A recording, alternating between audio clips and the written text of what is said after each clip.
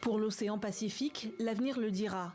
Mais aujourd'hui, c'est bien les relations entre Tokyo et Pékin que les eaux de Fukushima empoisonnent. Ce mardi, le Japon dénonce un harcèlement chinois. Il y a eu de nombreux faits de harcèlement téléphonique dont on pense qu'ils proviennent de Chine et des cas de jet de pierre contre l'ambassade et des écoles japonaises. Ces faits sont regrettables.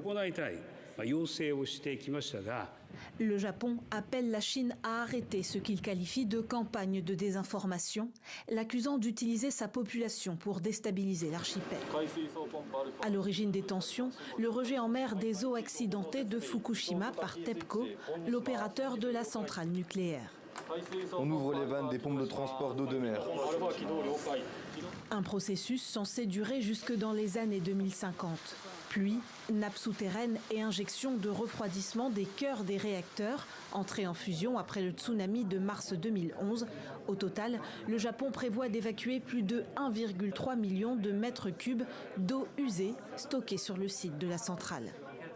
Pékin, qui s'y oppose, avait immédiatement suspendu toutes ses importations de produits japonais de la mer. L'initiative unilatérale et brutale du gouvernement japonais de rejeter en mer l'eau contaminée par le nucléaire de Fukushima est un acte extrêmement égoïste et irresponsable de mépris du contrôle nucléaire international. Le projet a été validé par l'Agence internationale de l'énergie atomique au mois de juillet.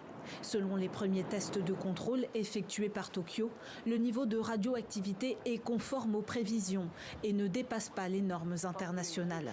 Mais alors que l'an dernier encore, la Chine était le premier marché à l'export pour la pêche japonaise, au Japon, pêcheurs, poissonniers et consommateurs sont inquiets face aux conséquences commerciales et sanitaires.